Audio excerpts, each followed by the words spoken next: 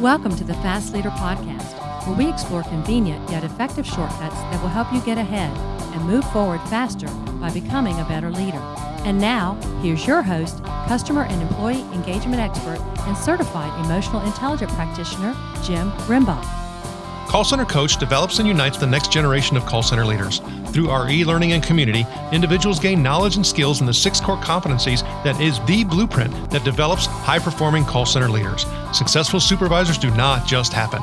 So go to callcentercoach.com to learn more about enrollment and download your copy of the Supervisor Success Path ebook now. Okay, Fast Leader Legion, today I'm excited because I have somebody on the show today who's going to help us make big decisions significantly better. Cheryl Strauss Einhorn was born in Baltimore, Maryland, but mostly lived in a suburb outside of Boston, along with her sister, who is 14 months younger.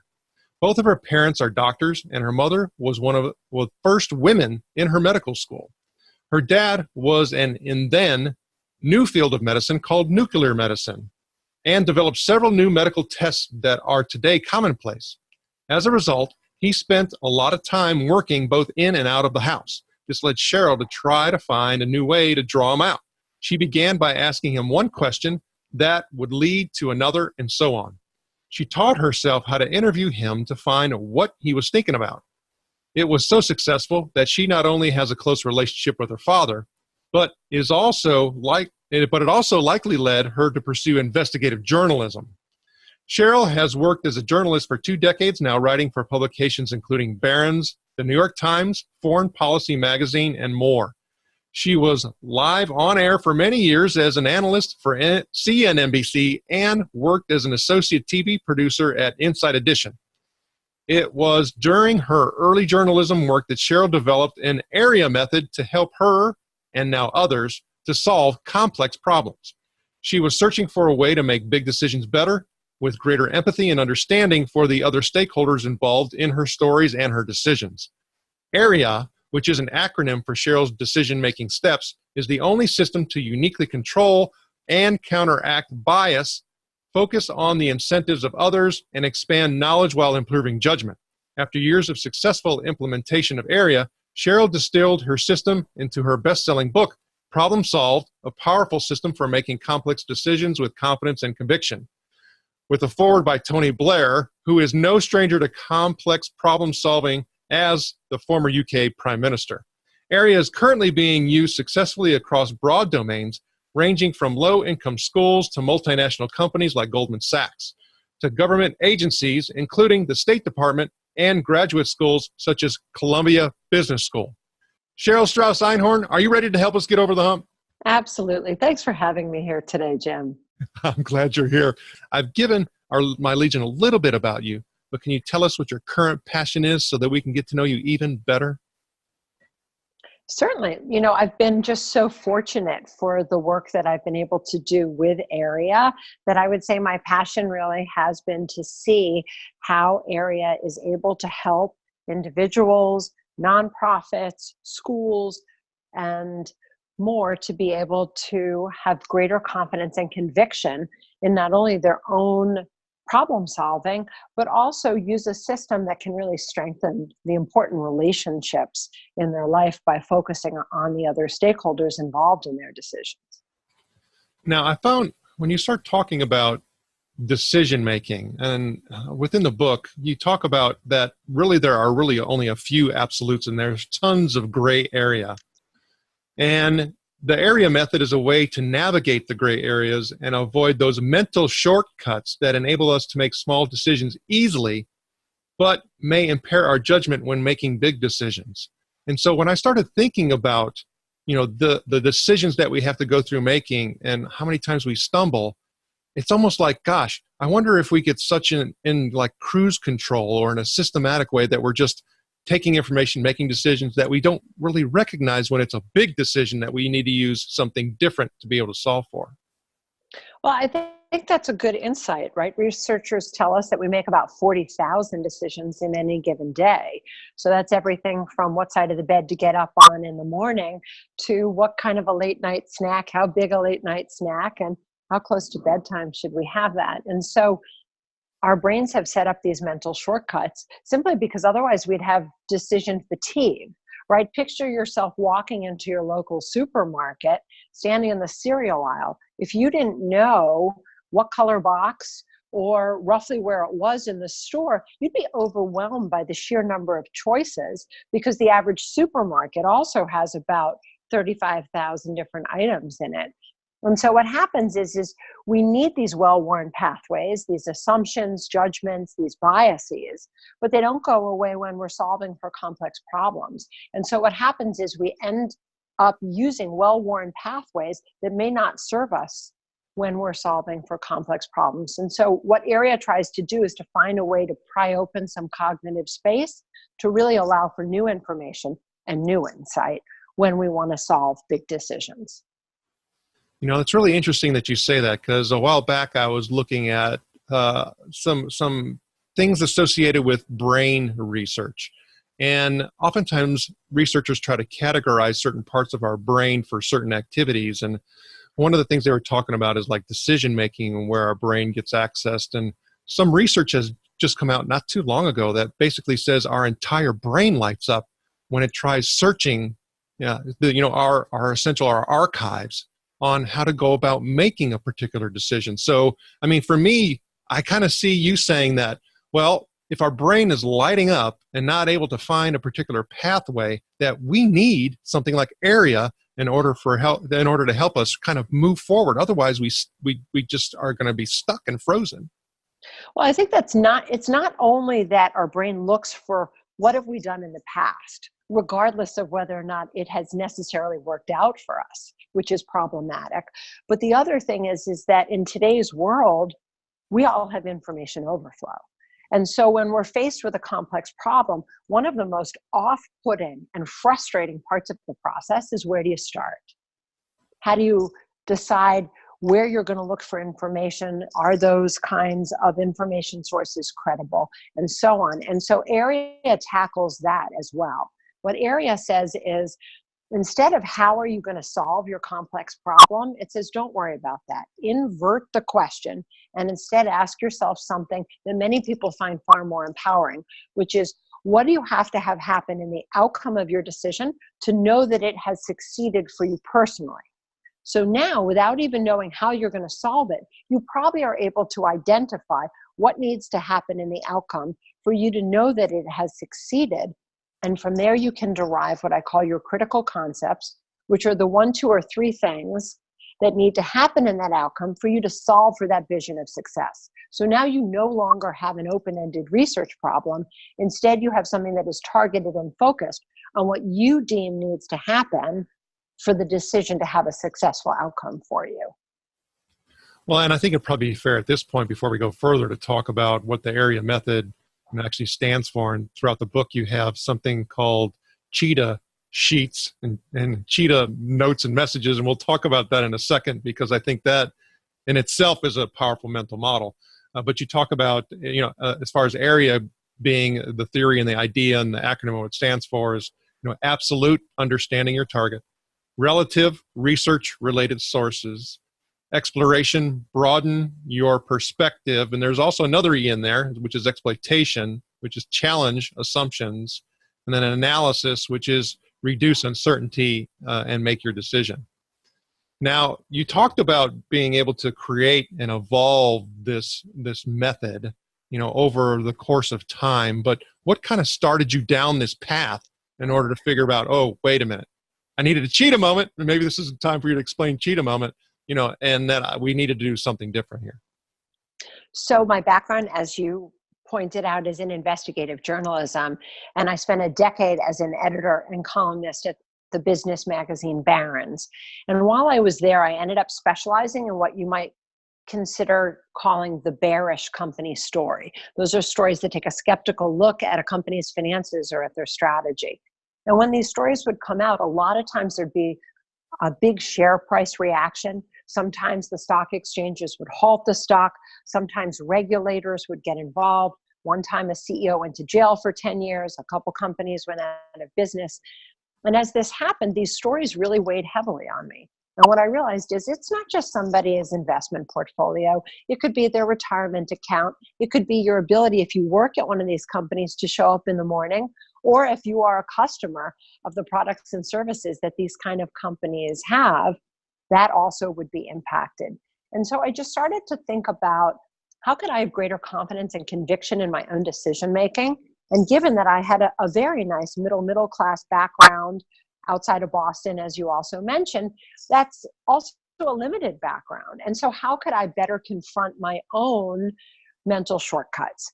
And at the time, new research was coming out how we all have these these sort of shortcuts that tend to impede our ability to see new information, as we were talking about.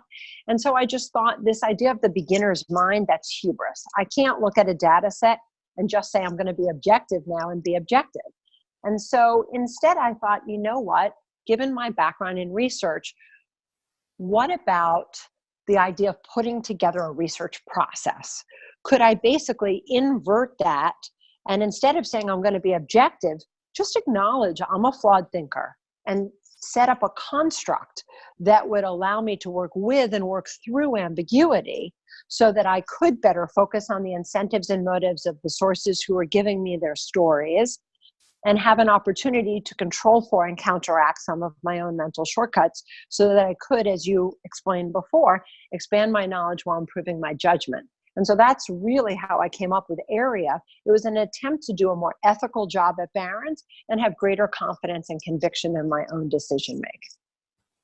So when you started talking about being able to apply this, I don't suspect that you had a nice little, system together and then boom, you had success. I mean, how long did it take for you to actually know and refine and iterate and know that you had something that could be, repeatable and leveraged by others? Well, so for me, the linchpin moment was recognizing that I wanted a perspective-taking system.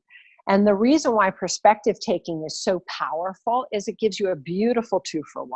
As you walk in somebody else's footsteps, you not only better understand their incentives and motives, but you also push yourself out of your own perspective, which gives you an ability to sort of better confront your own assumptions and judgments. And so the thing that I recognized that really was the game changer was this idea of separating out our sources. And that's why you have absolute, and then the next concentric circle of information is relative, and then the twin engines of creativity, the E, which is exploration and exploitation, and then the final A, analysis. And so for me, understanding that this separation of sources could allow me to better able to suss out incentives and motives and confront my biases, that was the moment that I realized that I was onto something that I wanted to continually refine and iterate. And then when I was invited to teach at Columbia University, first at the Graduate School of Journalism, and now the business school where I've been for the last decade or so, I noticed it didn't matter who tried the system. It worked for students at the journalism school that didn't have any business or financial background, students at the business school who didn't know anything about interviewing, but this powerful combination of the perspective taking and this ability to understand how to talk to other people, to understand their frame of reference, really seemed to help people to better problem solve and to strengthen their relationships. Okay, so when I start thinking about the effect and impact, okay, you kind of had some, a given lab sitting right there with all of these students. Have you been able to leverage it back into the investigative journalism arena?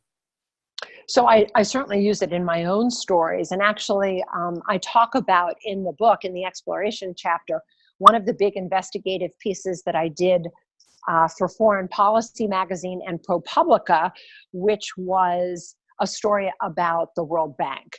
And, I go through how did I think about applying those different steps when I discuss that story. And of course, I've now been very fortunate to use it at different companies and also with nonprofits and in some low-income schools.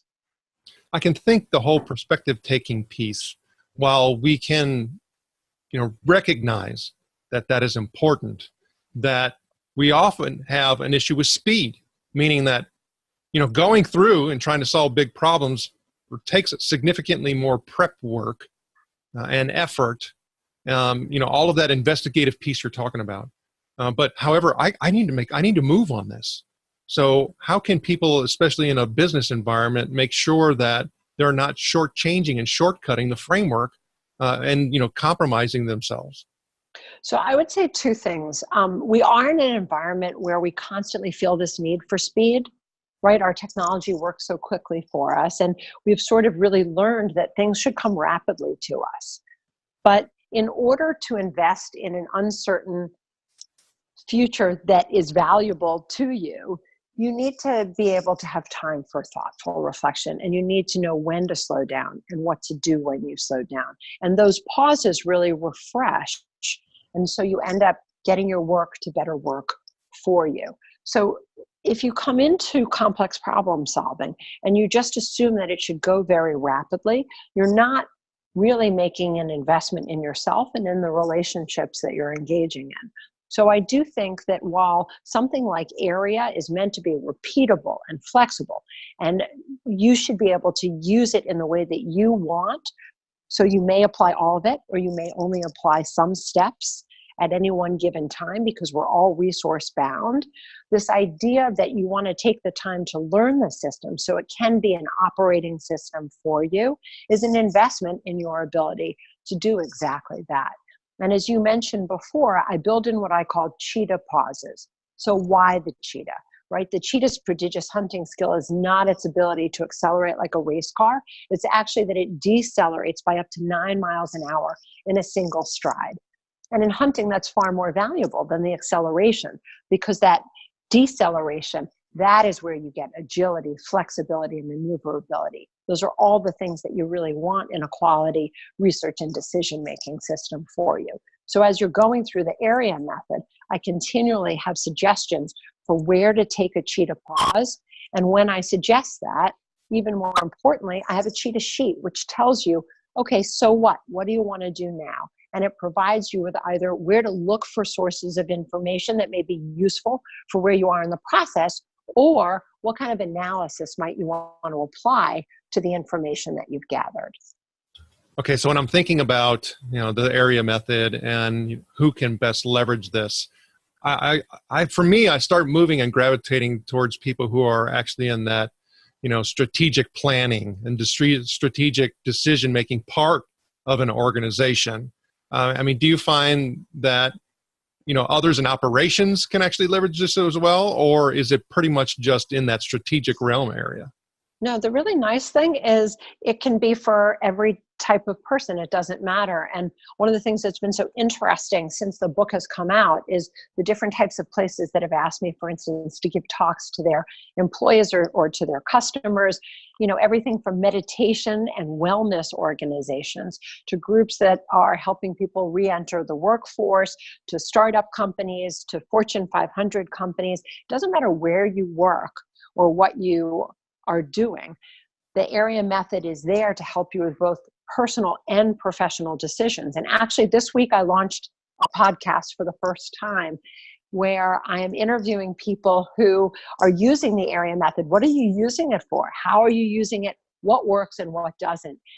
And the person who I interviewed for this first podcast, he used it for his honeymoon. Who would ever think that you would take an analytic decision-making system and apply it to something as romantic as a honeymoon? And what was so fun about the interview, and you can access it at my website, which is areamethod.com, A-R-E-A method.com, is that he said it's exactly the kind of problem you want to apply it to, because here you have a vacation that has much greater import than any vacation you've taken before. You're starting a new family. You're also probably likely to spend more than you've spent on other vacations. You're also spending it at a time where you're making a lot of other big money decisions because you're planning a wedding at the same time. And in addition, while of course you just want to assume that it's going to be relaxing and fun, there's actually the planning fallacy that gets in the way of this idea that the vacation should just be perfect on its own. And so putting in this upfront time to think about, well, what kind of honeymoon did they want? How would they know it succeeded for them? and identifying their critical concepts was not only a fascinating interview, but turned out to be something that for them was an incredibly successful usage for area that, of course, I never could have imagined. Well, I can definitely see how that honeymoon decision was probably bigger than any business decision he could ever make. I mean, that would actually affect your life forever and beyond, wouldn't it? But when we start talking about making some of these decisions and, really, learning from them, failing from them, all those things that, are important to us, from that, growth perspective is that, oftentimes we have to look towards quotes in order to help direct us. And so is there a quote or two that you like that you can share?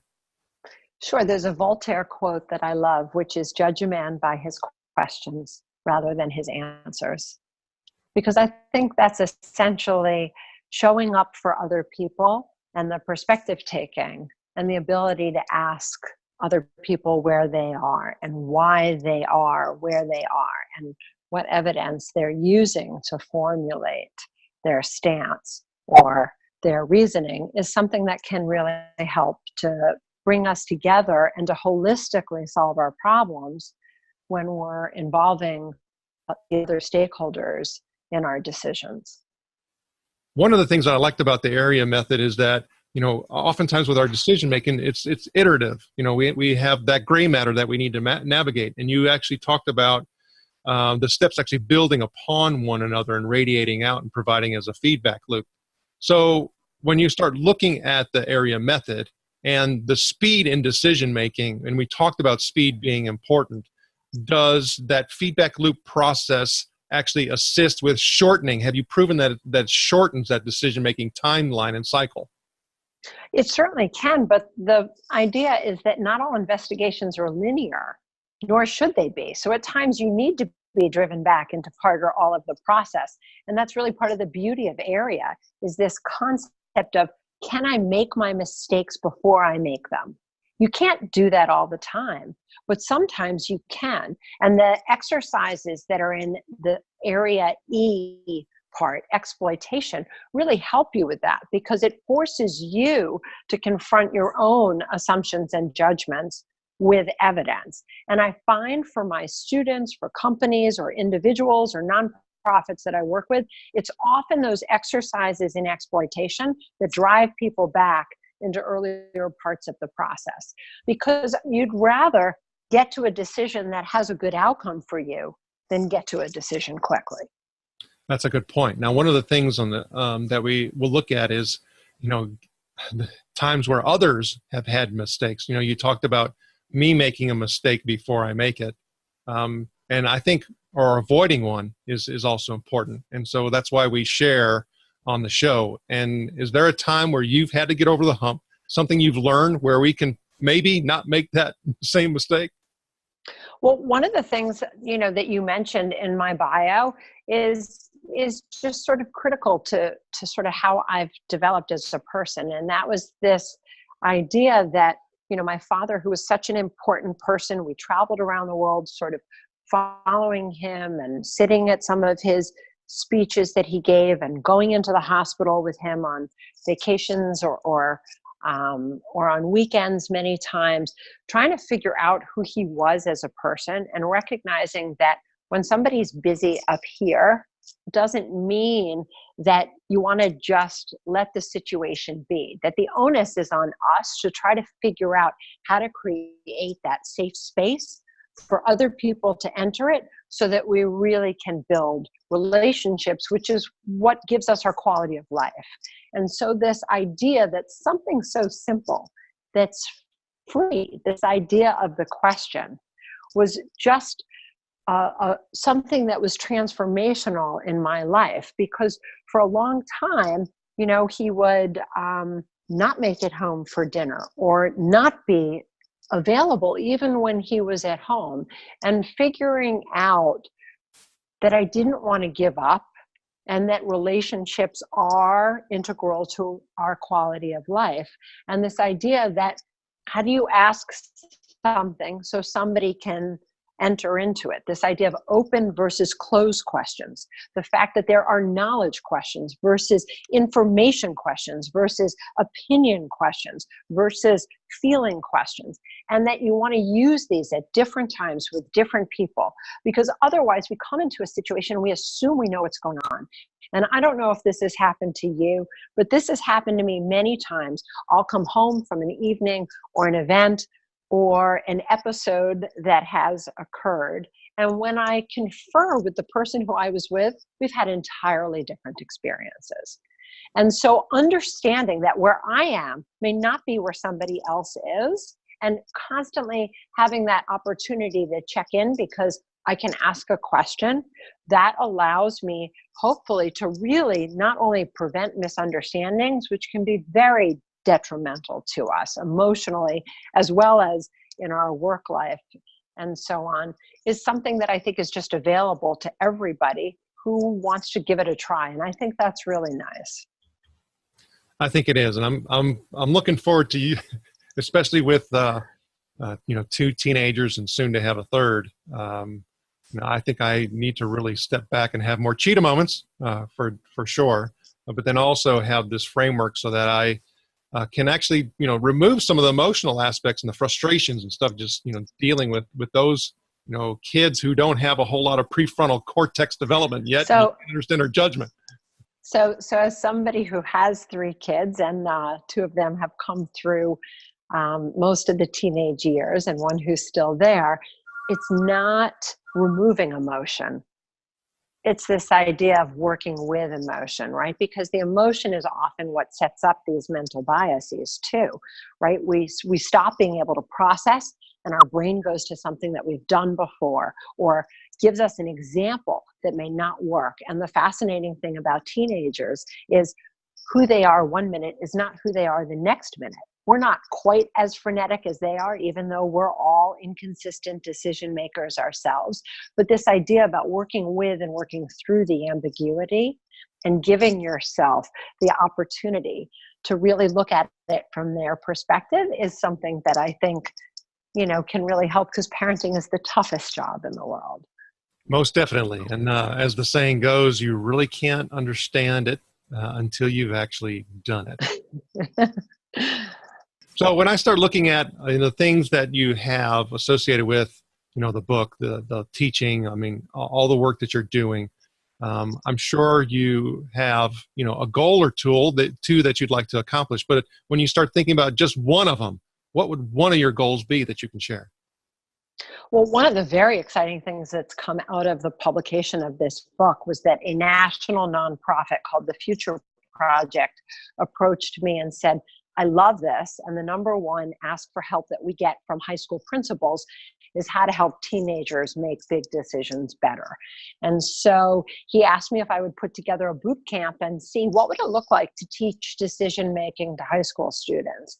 And so on a rainy Sunday about a year ago, I put together a boot camp for high school students from Newark, Brooklyn, and Manhattan to learn part of the area method. And when I thought about how do teenagers learn, they spend a lot of time on their phone or on their electronic devices. And so I developed a digital module, think of it like a web-based app that they can use on their phone or on a computer or a tablet that can give them an opportunity to develop some of the skills for area. And so last year, I developed then a couple digital modules because that boot camp was so successful, and 300 students in 9 high schools in 5 states actually used the prototype modules, and that was very successful. So this year I've actually set it up as a company that I'm calling Decisive, and I've been building more of these blended digital experiences that students can use. But interestingly, I've also been using the modules in the corporate world, in my talks at conferences and at companies. And so a big goal for me is to really try to see what's going to happen as I continue to develop the modules. Now that I'm doing an expanded pilot that will launch in early 2019 in high schools, and I'm using it for some businesses, what does this tend to give people in terms of their own professional development, in terms of their ability to build a better culture, for where they work or where they are interacting? And how is this really giving them some of the skills to have greater confidence and conviction in their own decision making? And the Fast Leader Legion wishes you the very best.